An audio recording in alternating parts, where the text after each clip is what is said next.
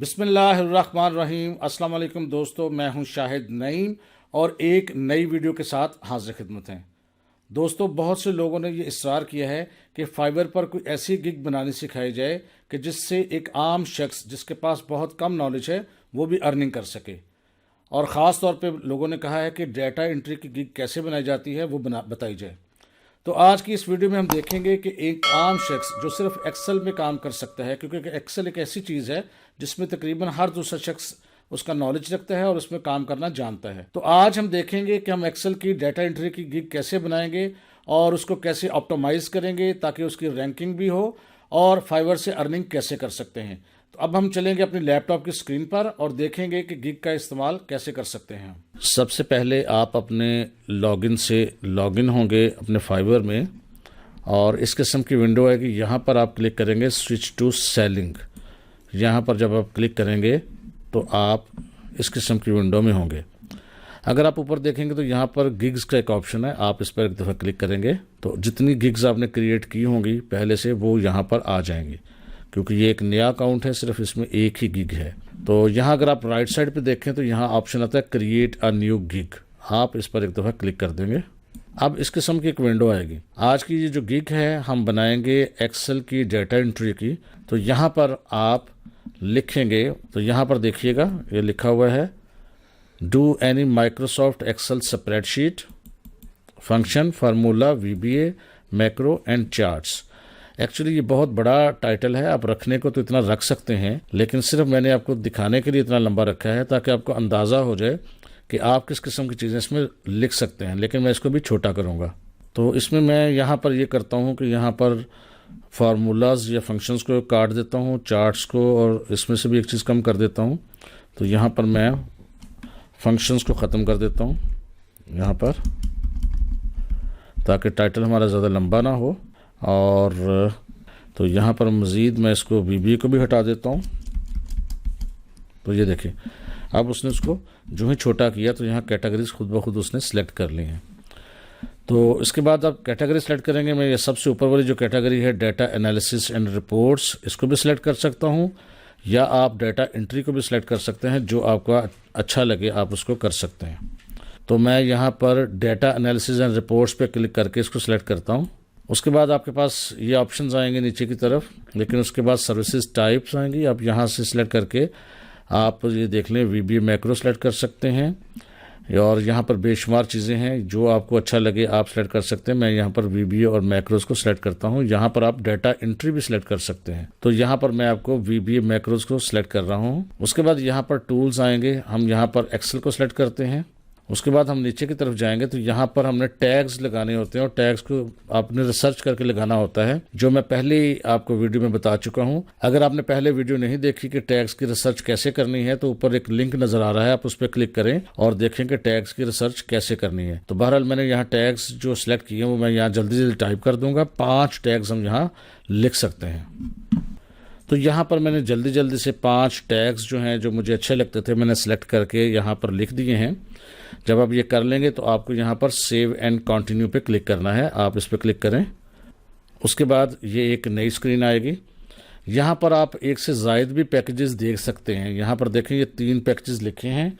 अगर आप इसको ऑन कर देंगे तो यहाँ पर 3 पैकेजेस की एक डिटेल आ जाएगी। यहाँ पर आपको ये सिखाएगा भी, लेकिन मैं यहाँ पर इसको ऑफ कर रहा हूँ। यहाँ पर मैं सिंगल पैकेज रखना चाहता हूँ। ये देखिए 3 पैकेज आ चुके हैं। मैं इसको ऑफ कर देता हूँ ताकि मैं सिर्फ एक ही पैकेज दे सकूँ।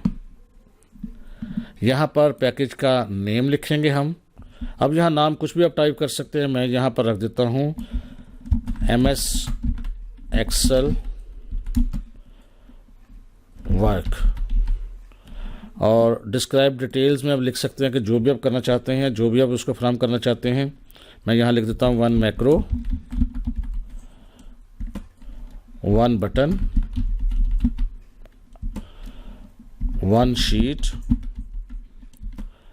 इस तरह जो जो आप डिटेल्स देना चाहते हैं वो लिख दें।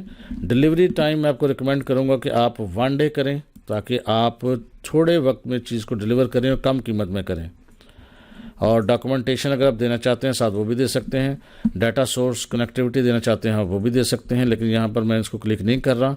नंबर ऑफ़ मैक्रोस आप यहाँ सेलेक्ट कर सकते हैं, यहाँ पर भी एक मैं सेलेक्ट कर रहा हूँ। और टूल बार इंटीग्रेशन को भी यहाँ सेलेक्ट कर सकते हैं। उसके बाद बटन एंड फॉर्म्स अगर आप देना चाहते हैं तो मैं यहाँ पर एक देना चाहता हूँ।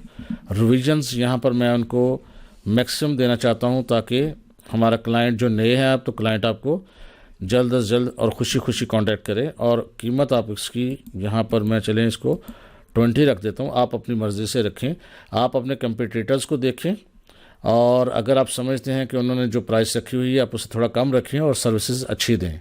उसके बाद यहाँ पर कुछ एक्स्ट्रा सर्विसेज हैं, अगर आप वो देना चाहते हैं तो उसको क्लिक करके उसको भी दे सकते हैं, लेकिन मैं इसको यहाँ पर करता हूँ सेव एंड कंटिन्यू।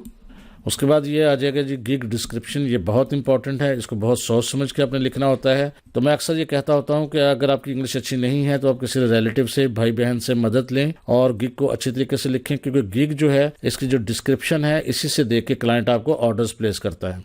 लेकिन ये गलती मत करें, कभी भी आप किसी की गिग की जो डिस्क्रिप्शन है उसको कॉपी पेस्ट मत करें। वहाँ से आप हेल्प ले सकते हैं, आइडियाज़ ले सकते हैं, लेकिन अल्फाज अपने ही इस्तेमाल करेंगे। तो यहाँ पर मैंने जो डिस्क्रिप्शन है वो पहले से लिखी हुई है और उसको मैं जल्दी से कॉपी और पेस्ट कर देता हूँ।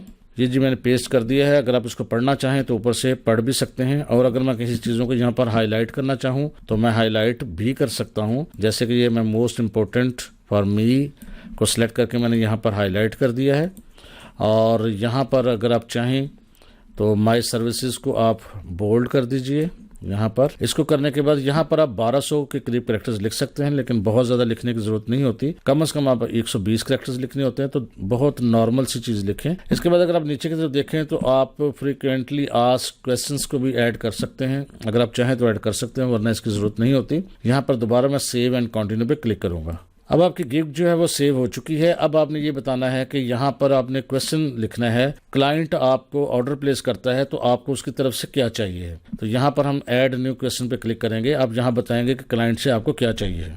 तो यहाँ मैं कुछ टाइप करता हूँ। अब यहाँ पर मैंने लिख दिया यू विल प्रोवाइड डाटा और other material related to your project. जो आप लिखना चाहें लिखें और उसके बाद आप एक दफ़ा ऐड पे क्लिक कर दें। अब इस तरह अगर आपको और भी कुछ चीज़ चाहिए है, अगर आप लोगो डिज़ाइनर हैं तो लोगो चाहिए है, कलर स्कीम चाहिए तो आप यहाँ पर लिख सकते हैं। अगर आप वेब डेवलपर हैं तो उसका URL मांग सकते हैं, लॉगिन पासवर्ड आपको मिल सकता है और यूज़र नेम मिल सकता है। तो अपनी जिस किस्म के आप गिग बना रहे हो उस किस्म के यहाँ पर आप उनसे डिमांड कर सकते हैं कि आपको वहाँ से क्या चीज़ चाहिए। उसके बाद दोबारा आप सेव एंड कंटिन्यू पे क्लिक करेंगे। ये गिग तकरीबन ऑलमोस्ट आपकी कंप्लीट हो गई है। अगर आपके पास कोई वीडियो है अपने गिग को रिप्रेजेंट करने के लिए तो यहाँ ब्राउज करके आप उसमें डाल दें तो बड़ी अच्छी बात है अगर आपके पास वीडियो हो। लेकिन अगर आपके पास वीडियो नहीं है तो आप यहाँ पर तस्वीरें भी डाल सकते हैं। तो मैंने यहाँ 1-2 तस्वीरें बनाई हुई हैं, मैं उनको अपलोड करता हूँ। यहाँ आप 3 तस्वीरें डाल सकते हैं। लेकिन यहाँ पर बात जो आपको याद रखने की है वो ये है कि JPG फॉर्मेट में या PNG फॉर्मेट में होनी चाहिए पिक्चर्स, और उनका साइज जो है, उनकी जो विड्थ है वो होनी चाहिए 550 पिक्सल्स और उनकी जो हाइट है वो 370 पिक्सल्स होनी चाहिए। ये आपने याद रखना है। और मैं यहाँ पे क्लिक करके वो फाइल्स जो हैं वो यहाँ पर अपलोड करता हूँ। तो ये जब तीनों फाइलें आपके पास अपलोड हो जाएं उसके बाद आप चाहें तो यहाँ पर गिग की ऑडियो भी को दे सकते हैं। अगर आप PDF फॉर्म में कुछ रिप्रेजेंट करना चाहते हैं वो भी दे सकते हैं। और उसके बाद आखिर पे सेव एंड कंटिन्यू पे आप क्लिक करेंगे। अब जो आपकी गिग जो है पब्लिश होने के लिए तैयार है। अब आप सिर्फ एक दफ़ा करेंगे पब्लिश गिग। तो अब आपकी गिग जो है वो पब्लिश हो चुकी है। अगर आपको देखना हो तो आपको क्या करना है, आप यहाँ पर गिग्स पर एक दफ़ा दोबारा क्लिक करें तो आप देखेंगे यहाँ पर आपकी गिग जो है वो मौजूद होगी। तो दोस्तों देखा आपने कि कितना बहुत कम वक्त लगा के हमने एक्सेल की एक डाटा एंट्री की गिग बनाई। मैं उम्मीद करता हूँ आपने इससे काफ़ी कुछ सीखा होगा और आप डाटा एंट्री की गिग बना के अर्निंग स्टार्ट करेंगे। अगर आप समझते हैं कि इस वीडियो से वाकई आपने कुछ सीखा है तो इसको लाइक कीजिए और शेयर कीजिए, और ख़ास तौर पर इस वीडियो को अपने सोशल मीडिया पर यानी फेसबुक पे, इंस्टाग्राम पे, ट्विटर पे या व्हाट्सएप में ज़रूर शेयर करें ताकि दूसरे लोग भी इससे फ़ायदा हासिल करें। मिलते हैं नेक्स्ट वीडियो में कुछ नई चीज़ों के साथ। तब तक के लिए अल्लाह हाफिज़।